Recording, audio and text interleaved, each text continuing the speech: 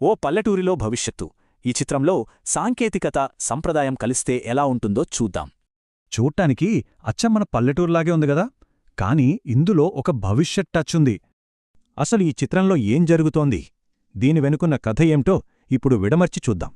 ఒకవైపు చూస్తే సంప్రదాయానికి ప్రతీకగా పెద్దలు, మరోవైపు అత్యాధునిక ఏఐ రోబోలు.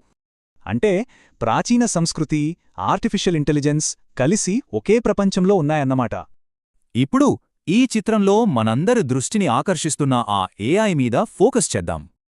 ఆ రోబో మీద రాసి ఉన్న పేరు జానీ. ఇది ప్రత్యేకంగా మన తెలుగు ఏఐ అని తెలుస్తోంది. అంటే ఈ ఏఐని మన భాష, సంస్కృతి కోసమే ప్రత్యేకంగా తయారుచేశారన్నమాట. సరే, ఇప్పుడు వాళ్ల మధ్య జరుగుతున్న సంభాషణ ఏంటో చూద్దాం. మొదటి అబ్బాయి జానీని ఒక కొత్త కథ చెప్పమని అడిగాడు. చాలా సాధారణమైన ప్రశ్నే కదా.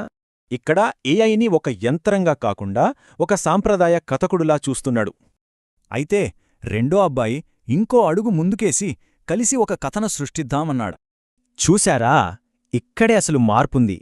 అడగడం నుంచి కలిసి సృష్టించడం వైపు వెళ్లారు.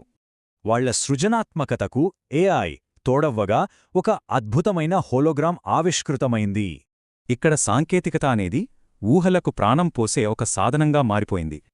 అయితే ఇలాంటి స్థానిక ఏఐ వల్ల మనకు కలిగే ప్రయోజనాలు ఏంటి? ఎందుకిది ముఖ్యం? మొత్తానికి ఈ చిత్రం ఒక అందమైన సమాధానమిచ్చింది. మరి టెక్నాలజీ మన కథలను ఇంకెలా చెప్పబోతోంది?